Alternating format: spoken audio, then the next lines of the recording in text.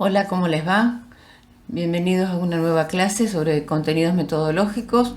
Hoy vamos a seguir profundizando en el tema del MAP. Nos vamos a concentrar en 3 pasos, el paso 3, el paso 4 y el paso 5. Es una clase un poco compleja en el sentido de que tiene muchos conceptos, van a ver, pero que necesariamente estos 3 pasos, para poder entenderlos, los tenemos que ver juntos. Ya ustedes, si recordarán en la clase anterior, cuando veíamos ese diagrama donde se explicaba la vinculación de los pasos del MAP, estos 3 estaban fuertemente unidos. Por lo tanto, es una clase que, recomiendo que vayan tomando apuntes como en otras. Tienen la ventaja que al estar grabada la pueden volver a escuchar y poder ir escuchándola por etapas. La bibliografía es la indicada tanto en el PowerPoint como en el cronograma de clases. Y una aclaración respecto a la entrevista de Matus. Hemos hecho ahí un extracto de la entrevista e inclusive hay un índice donde se establecen dentro de ese extracto qué temas están en las distintas páginas. Habiendo hecho esta introducción, ya comenzamos a ver los temas específicos de la clase.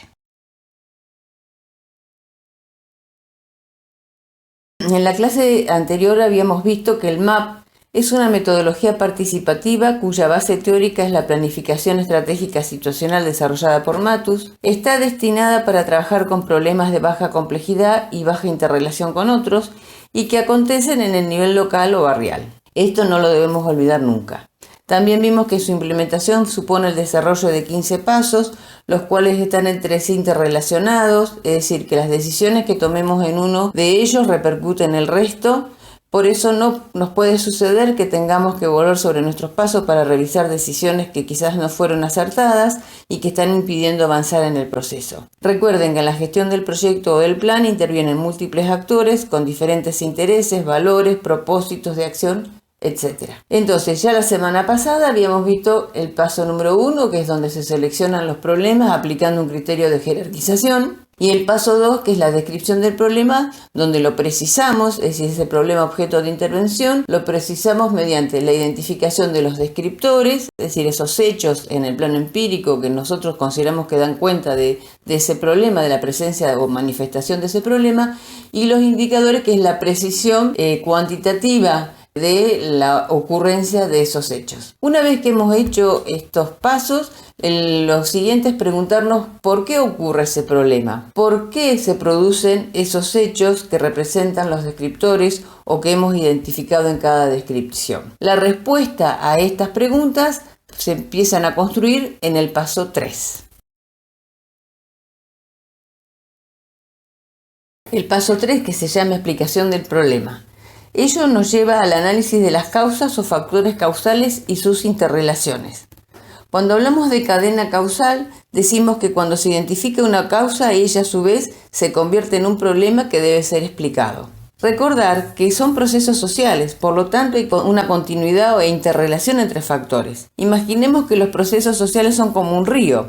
Cuando se decide planificar, uno se para en un lugar específico del río. Ese lugar sería, por ejemplo, para nosotros el problema objeto de intervención. Y la corriente aguas arriba representarían las causas, como idea general. Y la corriente aguas abajo de nuestra posición serían los efectos. Pero si yo me corro del lugar y lo que antes era causa pasa a ser problema objeto de intervención, entonces se alteran cuáles son las causas y cuáles son los efectos. Esta ubicación en una instancia de un proceso necesariamente va a alterar. Lo que quiero decir es que ningún problema construido es por sí mismo causa o consecuencia, sino que depende en qué instancia de ese proceso social o en qué lugar de ese proceso social yo me voy a ubicar, es lo que define si ese problema es causa-efecto o es el que debe ser explicado. Entonces, siempre hay que recordar que además el que hace la explicación es un actor. El que identifica las causas es el actor desde su lugar, desde su ubicación en la situación, y recordar todo lo que significa hablar de actor en esta perspectiva. También podemos decir que cuando nosotros empezamos a construir o identificar esa cadena causal, en ella subyace la idea de hipótesis causal. Pensar en términos de hipótesis, además, hipótesis donde hay causa y hay efecto, nos va a ayudar a permitir evaluar si las relaciones causales que construimos tienen sentido o si son pertinentes. En la graficación, que es muy simple, estamos tratando de representar lo que decíamos recién, es decir, hay un problema que es objeto de intervención, ese problema a partir de su ocurrencia genera nuevos efectos, pero que a su vez ese problema objeto de intervención, si lo queremos entender, debemos explicarlo, por lo tanto tenemos que buscar sus causas, identificar sus causas. Y acá, en la construcción de las causas, van a aparecer las nociones de geno y fenosituación. Cuando vayamos construyendo el árbol del problema, que es la técnica que utilizamos para construir la explicación, vamos a comenzar a identificar lo que se llaman las causas fenosituacionales, y luego las genosituacionales. Ya mencioné que vamos a usar una técnica que se llama árbol de problemas. Hemos decidido utilizar esta técnica porque consideramos que el gráfico que usa el map que ustedes tienen en el texto no es un gráfico adecuado, es decir, no es claro, es bastante confuso en algunos de sus aspectos. Entonces nosotros pensamos que la técnica de árbol de problema, que corresponde a otra metodología, es una técnica gráficamente mucho más clara, es más sencilla para su construcción. Y también tomamos esa decisión pensando en que esta metodología se utiliza para trabajar con grupos de base, que los trabajadores sociales siempre buscamos la transferencia de conocimientos y habilidades en los otros. Entonces, transferir herramientas que sean sencillas y claras en su aplicación es parte de nuestra tarea. Por eso elegimos la técnica de árbol de problemas. La técnica de árbol de problemas es una técnica participativa para identificar problemas sociales. Facilita la identificación y la organización de las causas y consecuencias o efectos de un problema. La lógica que se sustenta es la siguiente. Cada problema es consecuencia o efecto de lo que aparece debajo de él y a su vez es causante de lo que está encima, reflejando la interrelación entre causas y efectos. Esto es, dicho en otras palabras, el ejemplo del río que dije antes. ¿Cómo se puede elaborar prácticamente, digamos? Se utilizan tarjetas donde cada miembro del grupo de gestión identifique problemas que estima que se asocian o se relacionan con el problema objeto de intervención. Luego, entre los miembros del grupo, en una cartulina o papel afiche, van ubicando cuáles de esos problemas consideran que son causas, cuáles son efectos. Y a su vez, dentro de las causas, con nuestra orientación, vamos viendo cuáles son fenosituacionales, es decir, que son más visibles en el plano empírico, y cuáles son más genosituacionales, es decir, que están más profundas entre las raíces, y cuáles son las distintas interrelaciones. Entonces, en síntesis, la construcción del árbol de problemas supone un proceso de análisis, discusión y decisión. El grupo va decidiendo cómo va construyendo la explicación, va decidiendo cómo es la interrelación de las causas, y por otro lado también decide hasta qué punto avanzan en la explicación, es decir, hasta qué punto sobre todo de las causas genosituacionales quiere llegar. En la imagen se grafica lo que vengo diciendo, es decir, es un árbol donde en el tronco se plasma lo que se llama el problema principal o problema objeto de intervención o problema central, tiene distintos nombres. En las ramas vamos a ver graficar los efectos, y en las raíces se grafican lo que son las causas.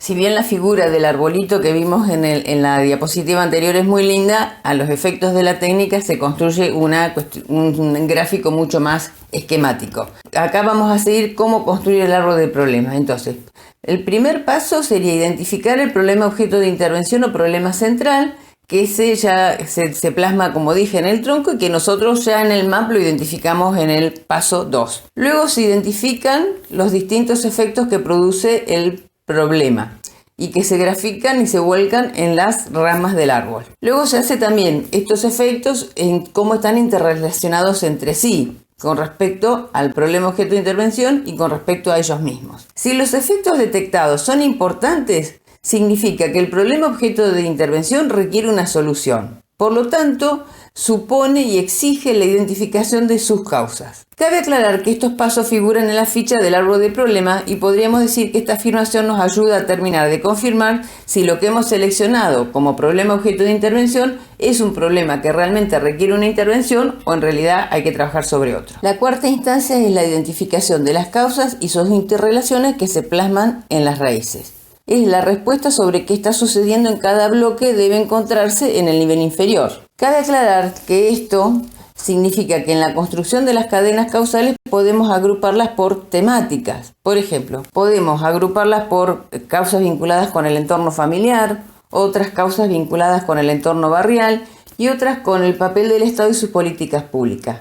Esto sería en sentido vertical. Ojo, que esto no es una receta fija, sino que nos ayuda a organizar las cadenas causales e ir de lo feno a lo geno. Por otro lado, también analizamos las vinculaciones que existen a nivel horizontal, como se muestra en la imagen. Y finalmente, cuando diagramamos el árbol de problema, vamos también verificando si esa estructura causal tiene algún sentido. En síntesis, los pasos para elaborar el árbol de problema son: formular el problema central objeto de intervención, identificar los efectos, que nos ayuda a verificar la importancia del problema, analizar las interrelaciones de los efectos, identificar las causas del problema y sus interrelaciones y diagramar el árbol de problemas verificando si la estructura causal que hemos construido tiene cierta coherencia. En trabajo social solemos decir que nuestras intervenciones deben apuntar a las causas de los problemas sociales o problemáticas sociales con las que trabajamos, porque se supone que en la medida que se modifican las causas,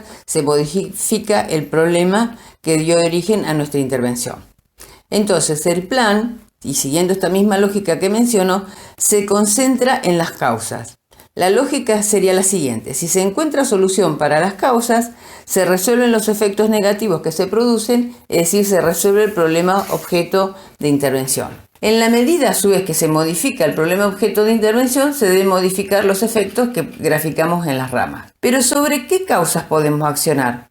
¿Podemos accionar como grupo de gestión sobre todas las causas que se identificaron? Para poder responder a estas preguntas, recurrimos al concepto de espacio de gobernabilidad, que está conformado por aquellas causas que están bajo el control del actor, que sería el grupo de gestión, o que el actor o grupo de gestión tiene algún tipo de influencia. Matus, en la entrevista, cuyo texto ustedes tienen en la bibliografía, expresa algo muy claro. Explicar un problema es construir un modelo cualitativo de sugestación y tendencias, identificando cuáles causas son flujos, acumulaciones y reglas. Esto se vincula a la idea de Fenigeno. Es extraordinariamente preciso y potente para entender la dinámica de gestación de un problema. Pero eso no es todo, porque algunas de las causas están bajo total control del actor que planifica, otras están fuera de su gobernabilidad y con diferente grado de influencia sobre ellas, desde mucha influencia a ninguna influencia. Cabe remarcar entonces que en el enfoque estratégico, en la planificación estratégica, se parte de la idea que el actor es poseedor de recursos, es decir, es el actor el que controla los recursos. A diferencia que en la planificación normativa, que cuando había que identificar los recursos disponibles se hacía un listado de los mismos. En cambio, en la planificación estratégica primero identificamos los actores y luego evaluamos qué recursos poseen o controlan cada uno de ellos, o al revés a veces. Si hay ciertos recursos que necesitamos, tenemos que ver quién es el actor que los controla. Entonces, esto es un tema central que veremos más adelante y profundizaremos cuando veamos el tema de los actores. Entonces, ver quiénes integran el grupo de gestión, es decir, qué actores, nos permite evaluar si se tiene gobernabilidad o no sobre alguna causa. Por ello, es importante quiénes o qué actores integran el grupo de gestión. Ello eventualmente nos puede llevar a tomar la decisión de incorporar otros actores que manejan otros recursos.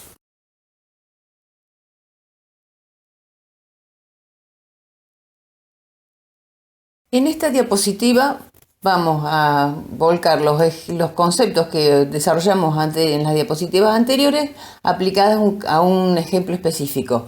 Recuerdan que en la clase anterior habíamos identificado que un problema objeto de intervención era la escasa contención sociofamiliar de niños y adolescentes que residen en el barrio X. Los descriptores que habíamos identificado eran que fuera del horario escolar muchos niños andaban en la calle, se registraban muchas peleas entre grupos de adolescentes y que este hecho, es decir, las peleas entre adolescentes y la deambulación de los niños en las calles se incrementaba durante el fin de semana. A partir de este problema se empieza a construir la explicación de por qué sucede y qué consecuencias produce. Antes de comenzar a desarrollar el ejemplo sí y explicarlo, debo recordarles que los integrantes del grupo de gestión, en este caso el actor sería que planifica, estaba integrado por vecinos del barrio, por referentes barriales que eran maestros, el médico y el enfermero del centro de salud, técnicos del municipio, un sacerdote y un pastor. Entonces, a partir de este problema, objeto de intervención, se empezaron a identificar los efectos o las consecuencias que produce esta problemática. Entonces, hablábamos de que la escasa contención tenía como consecuencia la exposición a situaciones de riesgo, que podían ser el incremento en las adicciones, estar expuesto a accidentes de diferente tipo, o que los niños o adolescentes puedan estar expuestos a conductas en conflicto con la ley. Por otro lado, también se producía el incremento de los conflictos entre los vecinos y el incremento de la violencia social entre ellos.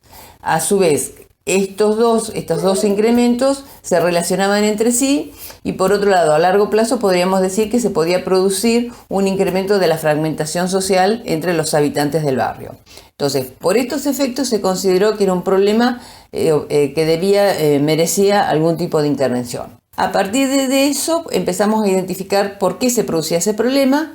Para poder hacer la identificación de las causas, las agrupamos en 3 ejes temáticos, vinculados con lo familiar, con lo que tenía que ver con la política pública y lo que tenía que ver con la cuestión barrial. Dentro de lo que es la línea de lo familiar, decíamos que lo más fenosituacional, la causa más fenosituacional era que se observaba una poca presencia de los padres o los tutores en el hogar. ¿Por qué se producía esa poca presencia? Porque los padres o tutores desarrollaban largas jornadas de trabajo. A su vez, ¿por qué esas jornadas de trabajo eran tan extensas? Porque estaban insertos en trabajos precarios de baja calificación y baja remuneración. Por lo tanto, tenían que trabajar muchas horas para poder ganar un poco más. ¿Y por qué se producía esta situación de trabajo precario? Porque esas familias están insertas en una situación de pobreza.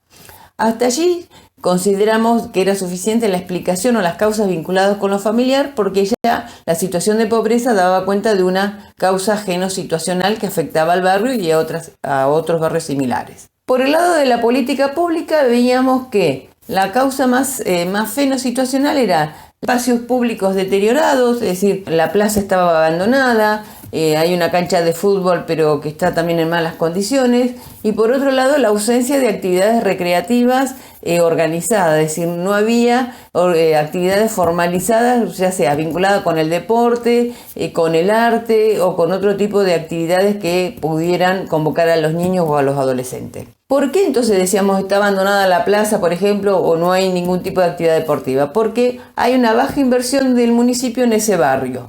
¿Pero por qué hay baja inversión del municipio en ese barrio? Porque dentro de la política pública el municipio le da prioridad a la inversión en el área centro. Hasta allí, en la línea de lo que sería la política pública, nos pareció que era suficiente, no era necesario seguir ahondando. Por el lado de lo barrial veíamos que, si bien los vecinos eran conscientes de la existencia de esta problemática, lo más visible era que había una débil demanda al municipio para solucionar problemas, es decir, no se reclamaba que se arreglara la plaza, que hubiera algún tipo de actividad recreativa.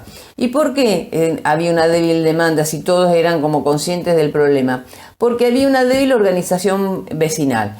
Entonces, a partir de eso también decidimos que por el lado de lo barrial no era necesario profundizar. Hecha esta identificación de causas, el paso siguiente fue identificar cuáles de las causas que se identificaron estarían dentro del espacio de gobernabilidad de este grupo de gestión. Entonces se consideró que dentro del espacio de gobernabilidad estarían la poca presencia de los padres en el hogar, el estado deteriorado de los espacios públicos, la ausencia de actividades recreativas, la baja inversión del municipio en ese barrio, la débil demanda política de los vecinos y la débil organización de los vecinos. Sobre esas causas se consideró que tenía posibilidades de influencia o de control el grupo de gestión.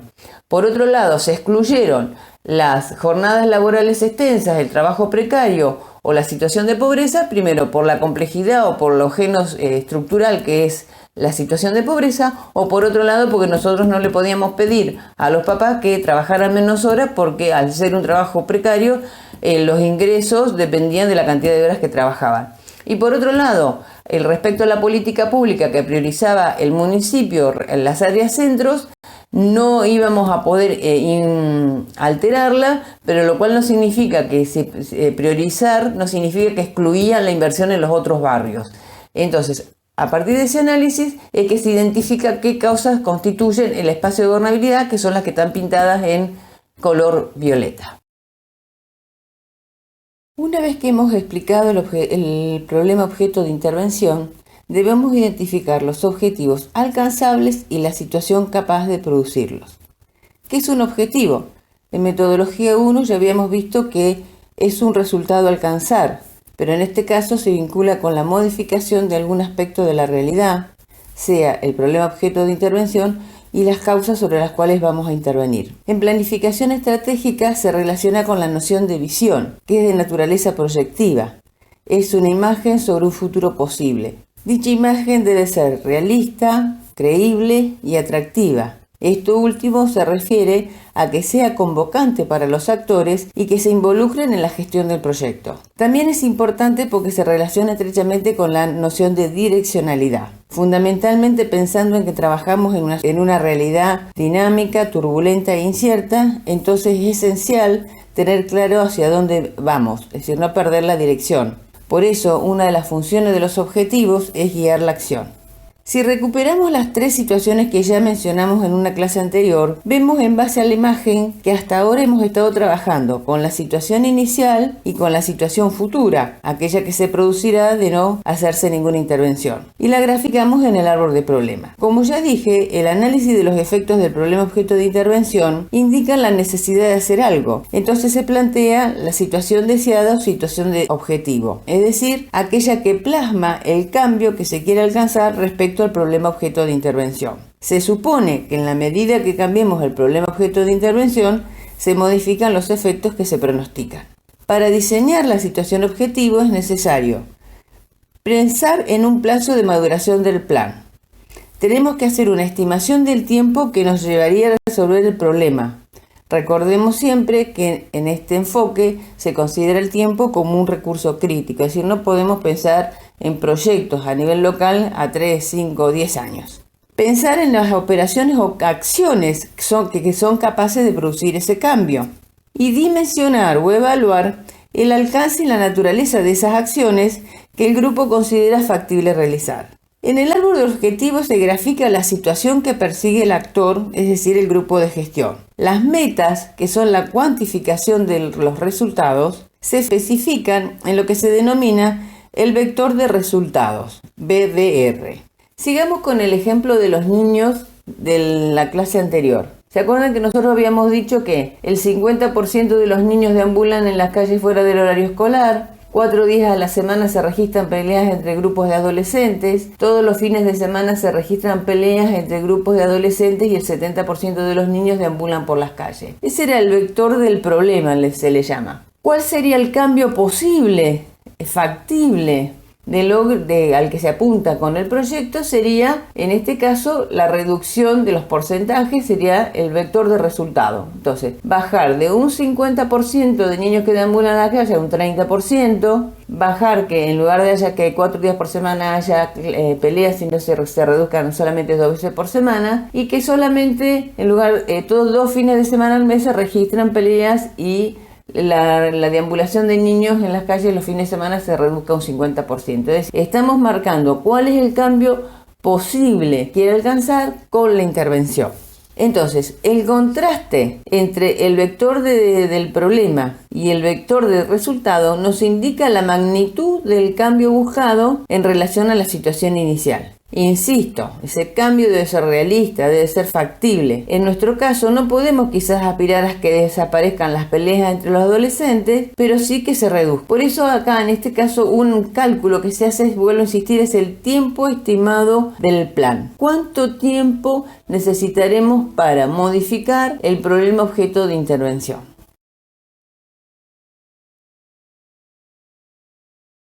No alcanza a fijar objetivos como vector de resultados. También es necesario explicitar la situación que es capaz de producirlo. Es necesario verificar si se tiene la capacidad de alterar las causas en la dirección y magnitud necesaria. Recordemos las causas que están dentro del espacio de gobernabilidad del grupo de gestión. Por lo tanto, gráficamente podemos decir que en la situación objetivo se plantean también las causas alteradas por el efecto del plan y en las metas el vector de resultados. El árbol de objetivos en definitiva es la versión positiva del árbol de problemas. En el árbol de objetivos solo se ponen los resultados positivos en el problema objeto de intervención, en las causas que están en el espacio de gobernabilidad y en aquellos efectos que se modificarán consecuencia de la modificación del problema objeto de intervención. Esto permite determinar las áreas de intervención que plantea el proyecto. Por lo tanto, el árbol de objetivo es producto de un constante ida y vuelta entre el árbol de problema, que es el paso 3, la identificación de los nudos críticos, que es el paso 5, y el ensayo de metas razonables o vectores de resultados según el tiempo estimado para alcanzar los resultados que el grupo de gestión se plantea, que es el paso 4. Entonces, el razonamiento a realizar es estimar el esfuerzo necesario para cortar la distancia entre la situación inicial y la situación objetivo, el efecto de cambio positivo que producirán las acciones u operaciones sobre cada nudo crítico. La diferencia entre ambas estimaciones nos permite analizar si conviene reducir las metas, es decir, la cantidad estimada del cambio posible, o si tenemos que intensificar los efectos de las acciones. Por ejemplo, si es necesario sumar más acciones o, por ejemplo, sumar la frecuencia de las acciones, es decir, distintas posibilidades que apunten a que las acciones sean más intensivas. Es un proceso que requiere varias exploraciones y, si de ser necesario, por la naturaleza del problema, debemos recurrir a la asistencia técnica para que nos ayude a tomar mayores precisiones respecto a las acciones que son posibles y a los tiempos que podemos manejar. Entonces, su elaboración supone traducir el problema objeto de intervención del árbol de problemas en el objetivo general del proyecto. Y esto tiene que ver con la viabilidad, que también es un tema que vamos a analizar más adelante. Cambiar todas las condiciones negativas que se identificaron, tanto en las causas como los efectos del árbol de problema en estados positivos, que tiene que ver con el espacio de gobernabilidad, como ya dije, y los objetivos específicos.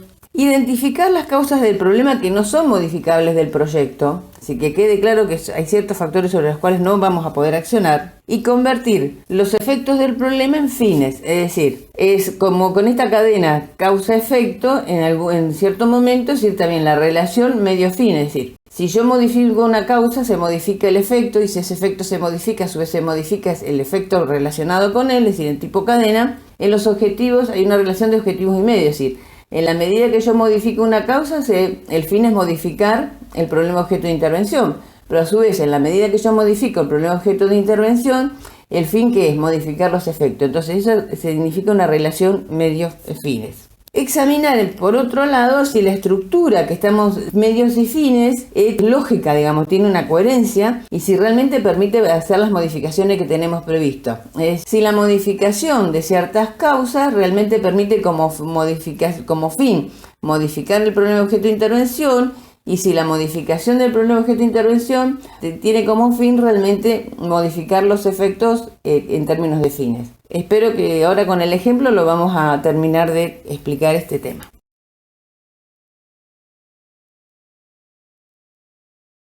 En esta diapositiva está el árbol de objetivos del ejemplo que venimos trabajando, donde vemos que a la modificación del problema objeto de intervención que nos planteamos es una mayor contención sociofamiliar de los niños y adolescentes que residen en el barrio X, ¿sí? Entonces, los vectores de resultado es menos niños en las calles, menos pelea entre los adolescentes y disminución de las peleas y los niños en la calle durante los fines de semana. Se plantean sobre las causas sobre las cuales estaban en nuestro espacio de gobernabilidad, las transformamos en positivo. La de débil organización vecinal la transformamos en fortalecimiento de la organización vecinal, el positivo. A la débil demanda política que hacen los vecinos del municipio lo transformamos en fuerte presión política al municipio. A la baja inversión del municipio en el barrio lo transformamos en incremento de inversión en el barrio.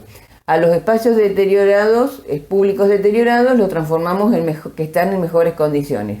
A la ausencia de actividades recreativas, la presencia de actividades recreativas organizadas.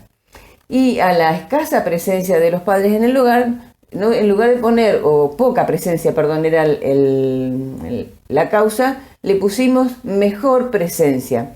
¿Esto por qué? Porque también cuando nosotros realizamos un objetivo, planteamos un objetivo, también evaluamos el cambio posible. Es decir, en el caso de la poca presencia de los padres en el hogar, decíamos que por razones laborales, bueno, por todo lo que expliqué anteriormente, no podemos decir que haya una mayor presencia, pero sí podemos apuntar a que haya una mejor presencia. Las pocas horas que están los papás en el hogar sean de mejor calidad. Por lo tanto, suponemos que en la medida que nosotros accionemos sobre estas causas que están dentro de nuestro espacio de gobernabilidad, se va a lograr una mayor contención de familiar, ¿sí? Pero a su vez, suponemos que al haber una mayor contención sociofamiliar, vamos a tener menores exposiciones a situaciones de riesgo, es decir, se van a disminuir los casos de adicción, se van a disminuir los riesgos de accidentes, va a haber una disminución de casos de niños con conductas en conflicto con la ley, se van a disminuir los conflictos entre los vecinos,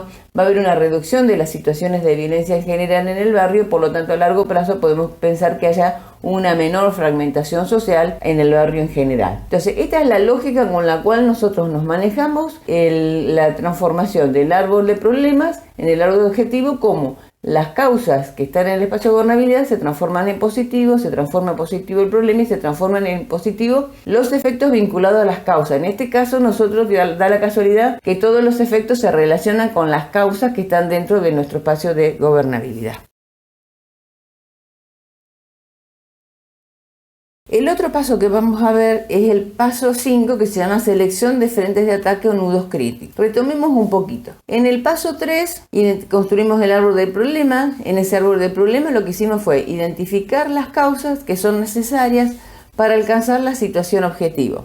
Dentro del conjunto de causas que identificamos en ese árbol del problema, aparece con mucha fuerza, y es un concepto que tienen que manejar y no perderlo de vista, que es el espacio de gobernabilidad. Entonces, en el texto, por ejemplo, aparece que la causa 1 es una débil y parcial organización de los vecinos. Entonces sería transformar esa causa en causa 1 en causa 1', que sería la organización fortalecida de vecinos. Es decir, ese es el cambio que se quiere alcanzar. Entonces, la causa 1, que está en la situación inicial, se transforma en la causa 1' por efecto de la intervención del proyecto, que nos permite contribuir al logro del objetivo. Acá quiero hacer una aclaración, porque en el texto hay un error de tipeado. Dice por defecto del plan, cuando en realidad es por efecto del plan, para contribuir al logro del objetivo, ¿sí? Entonces, ¿cómo se produce ese cambio? ¿Cómo se pretende producir ese cambio? Es decir, de una causa en términos negativos a algo en algo positivo.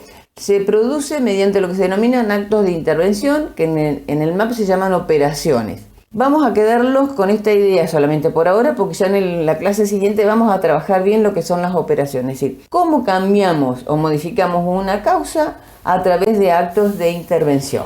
Por otro lado, frente a la necesidad del cambio, nos debemos preguntar: ¿cuánto impacta ese cambio sobre los objetivos? Es decir, si el cambio que se propone permite alcanzar el resultado previsto. Lo otro que nos preguntamos es: ¿qué debemos hacer en la práctica para producir ese cambio? Es decir, se refiere a las acciones o actos de intervención que se deben desarrollar.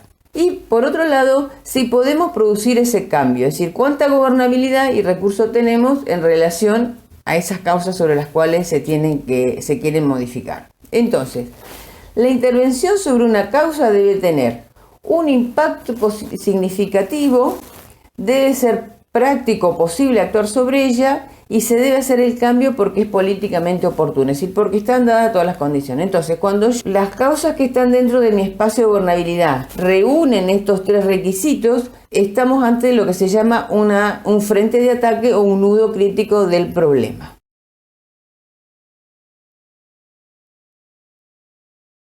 Entonces, en la diapositiva anterior habíamos dicho qué condiciones o requisitos, podríamos decir, tiene que tener una causa para que nosotros la consideremos frente de ataque. El cambio que se prevé tenga un impacto significativo, que sea posible actuar sobre ella y que el cambio sea posible de hacer, que sea políticamente oportuno, dicen en general. Es decir, que estén dadas ciertas condiciones para que podamos intervenir. Pero también tenemos que tener en cuenta, por otro lado, que muchos frentes de ataques pertenecen a cadenas causales. Ello significa que no es necesario a veces actuar sobre todas las causas que nosotros identificamos, sino que basta alterar un eslabón de la cadena para que la cadena causal se modifique, o sea que se produzca el cambio. Para entender esta idea podemos recurrir a la idea de efecto dominó.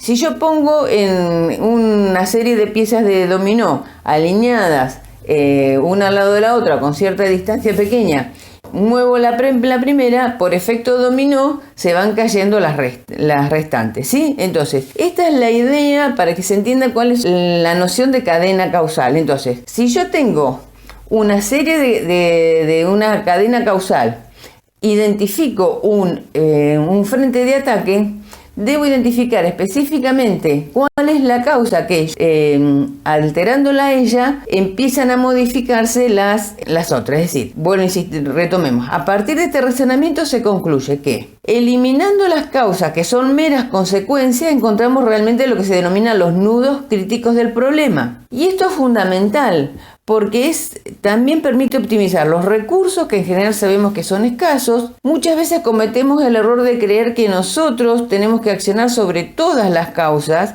pero si trabajamos con la noción de cadena causal y esta idea de efecto dominó que recién les expliqué, nos permite optimizar los recursos, entre ellos el tiempo, el esfuerzo de los actores involucrados, en la optimización de los recursos. En síntesis, para producir el cambio del vector de problema al vector de resultado, es indispensable atacar los nudos críticos del problema. El análisis de estos aspectos se vuelca, después vamos a ver en el ejemplo, en un cuadro que se responde el impacto, si se puede ejecutar algún acto de acción y si se debe actuar. Al final de la diapositiva ustedes van a leer, dice ejemplo, Junta Vecinal en Neuquén y en Roca. Es un poco para explicar también esto que se llama oportunamente político.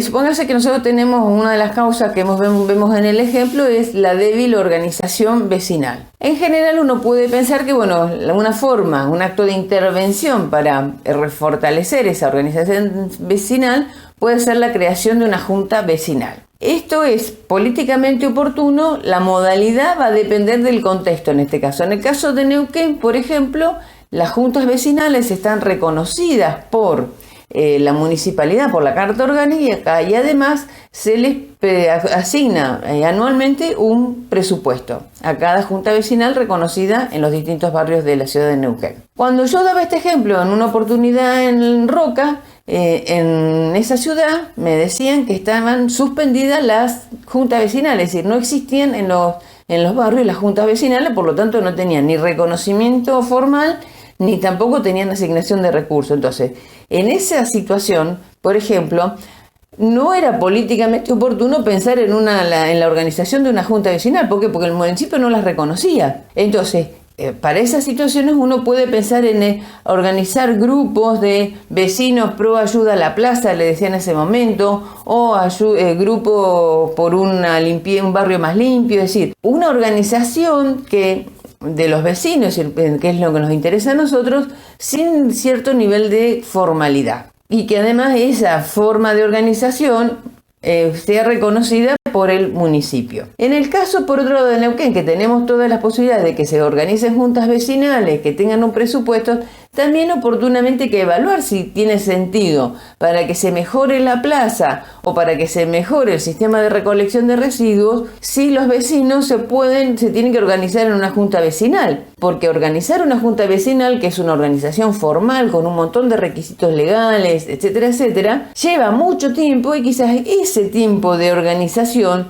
no sea necesario para resolver el problema, porque además hay todo un desgaste de los vecinos en eso.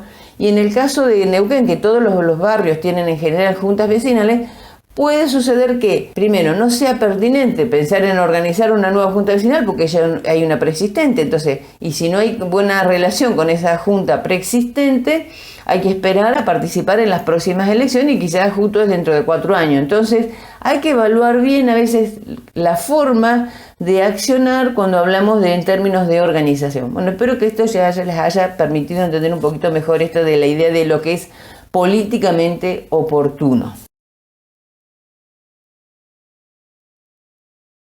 En esta diapositiva volcamos el ejemplo de la selección de los frentes de ataque o nudos críticos del ejemplo que venimos manejando, donde el problema objeto de intervención, recuerdan, era la escasa contención sociofamiliar de niños y adolescentes residentes en el barrio. En el cuadro, este es el cuadro que sí figura en el MAP, se vuelcan en 4 columnas, se trabaja causa por causa, también sirve como un control, si realmente lo que nosotros hemos identificado en nuestro espacio de gobernabilidad, en el árbol del problema, acá se verifica, o de golpe encontramos que tenemos, algunos están realmente están afuera y no están bajo nuestro control. Entonces, como ven en el cuadro, tenemos causa por causa y en cada una de ellas se analiza el impacto, es decir, si tiene un impacto significativo su modificación en la producción del problema, si se puede ejecutar alguna acción y eventualmente si se debe actuar o no. Entonces, en el caso nuestro vamos a ver que en la escasa presencia de los padres en el hogar pusimos que tenía un impacto alto, es decir, modificar esa causa tiene un impacto alto en la modificación del problema. Si se puede ejecutar algún tipo de acción para modificarla, decimos que sí, porque tenemos recursos, es decir, hay actores que pueden realizar algún tipo de acción, por lo tanto, ¿se debe actuar? Sí. Acá aparece, fíjense, en las siguientes, en la jornada laboral extensa, el trabajo precario, la situación de pobreza, son todas causas donde tiene un impacto alto o medio en la producción del problema, pero por lo que ya les expliqué antes, no podemos hacer nada, por lo tanto no podemos actuar, ¿sí? Están dentro de nuestro espacio de gobernabilidad. El espacio público deteriorado, como la ausencia de actividades recreativas organizadas, sí tienen un impacto alto en la producción del problema, porque bueno, es lo que lleva a que los niños estén en la calle deambulando, o haya peleas, etcétera, etcétera.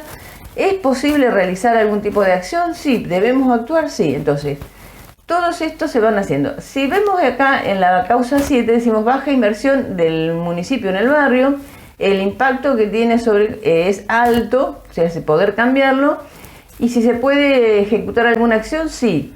Y ustedes donde vean en la columna dice se debe actuar, sí, pero se concreta a través de 5 y 6. Es decir, en este caso en lugar de accionar directamente solicitando una mayor inversión en el municipio, lo que se van a hacer, después lo vamos a ver, acciones que apunten a que mejoren los espacios públicos y la ausencia de las actividades recreativas.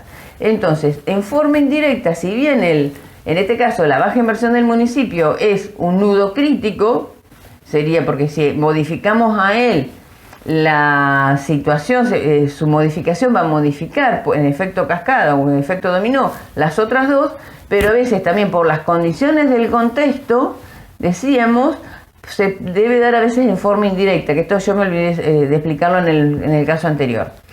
Y en el caso de las otras dos causas, que es la débil la débil demanda política del municipio y la débil organización de los vecinos, en las dos tienen alto impacto, se pueden hacer acciones y se debe actuar, sí.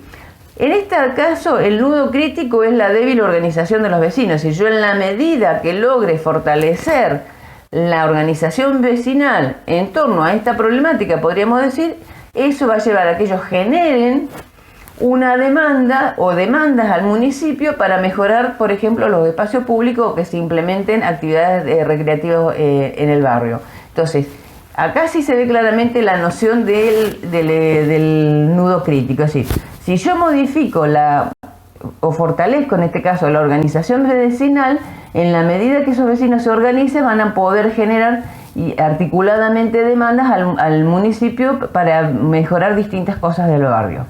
Entonces, vuelvo a insistir, esto uno va también constantemente, como se decía en las diapositivas anteriores, es decir, la vinculación de estos 3 pasos es muy estrecha y uno está permanentemente trabajando sobre el árbol del problema, el árbol de objetivo y los frentes de ataque. Entonces, a veces se van a ir modificando, posiblemente hasta podemos llegar a tener que identificar otras causas que no habían sido tenidas en cuenta y que quizás que por los integrantes del grupo de gestión se pueden llegar a incluir en el espacio de gobernabilidad. Pero bueno, es un trabajo arduo, pero es un trabajo crítico, podríamos decir, estos 3 pasos dentro del mapa. Y finalmente, como ustedes verán en esta última diapositiva, le pongo que no es fácil, pero es necesario. Estos pasos que vimos recién, es decir, el paso del árbol de problemas, del árbol de objetivo y la identificación de los frentes de ataque, tienen su complejidad, vuelvo a insistir, pero también como están fuertemente interrelacionados, merecen que le dediquemos el tiempo suficiente para una adecuada resolución, porque la resolución adecuada de estos pasos es lo que después nos va a permitir desarrollar con mayor rapidez y facilidad el resto de los pasos. Malas decisiones tomadas en ciertas instancias repercuten en el resto del proceso. Entonces, esta trilogía, podríamos decir, de pasos, son en definitiva los que nos van a permitir analizar en el fondo si el proyecto es viable y es factible de realizar. Entonces, así como digo, no es fácil, va a llevar discusión, va a llevar procesos de análisis. También es importante ahí el rol del trabajador social en términos de qué herramientas va poniendo a disposición para facilitar el análisis y la discusión del grupo. Acá damos ejemplo, pero eso no significa que la metodología es algo rígido. Se pueden incorporar otras herramientas que el trabajador social que forme parte de ese grupo de gestión considere necesario para que facilite la solución de estos pasos. Pero bueno, es un trabajo arduo, podríamos decir, no es sencillo. También el ejercicio de discutir de cuáles son los objetivos, ponerse de acuerdo en cuáles son los cambios que se quieren alcanzar, cuál es el análisis de las causas, cómo están vinculados. También no nos tenemos que olvidar que hace también al aprendizaje que van logrando los actores y sobre todo los vecinos, en este caso las personas de los grupos de base, de los sectores populares, que eso va con el tiempo dándole también otros recursos, en definitiva, de poder para resolver otros problemas desde otro lugar. Bueno, espero que la clase haya sido entendida y nos veremos la próxima semana.